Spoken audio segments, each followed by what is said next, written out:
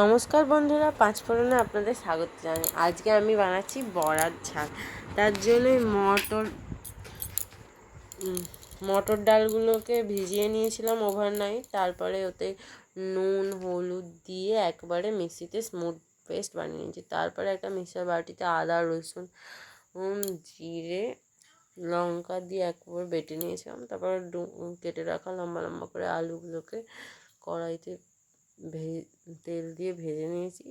তার সঙ্গে ফ্রাই প্যানে বড়াগুলোকে ভেজে নিয়েছি। তারপর কড়াতে জিরে ফোড়ন দিয়ে পেঁয়াজ ভেজে নিয়েছি। তারপরে একদিকে পেঁয়াজটাও ভাজছি, তার সঙ্গে সঙ্গে ওইদিকে বড়াগুলো ভেজে নিচ্ছি।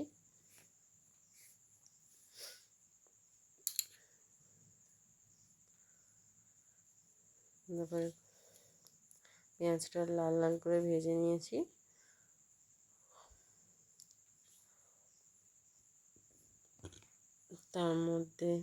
ওর মধ্যে দিয়ে দিয়েছি বেটে রাখা আদা রসুন গোটা জিরে দিয়ে বেশ কিছুক্ষণ ধরে কষিয়ে নিয়েছি, রসুনের কাঁচা গন্ধটা যাতে কেটে যায়।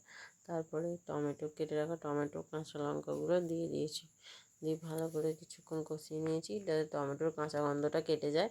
তারপর একটা বাটিতে জিরে গরম মশলা হলুদ লঙ্কা দিয়ে গুলে নিয়েছি। তারপরে ওটা দিয়ে কষে নিয়েছি। তারপরে ভেজে রাখা আলুটা দিয়ে কিছুক্ষণ মশলার সঙ্গে কষে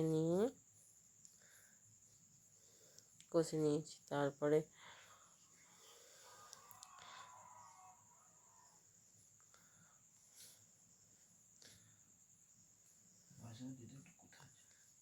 তারপরে গরম জলটা দিয়ে দিয়েছি, দিয়ে ফুটিয়ে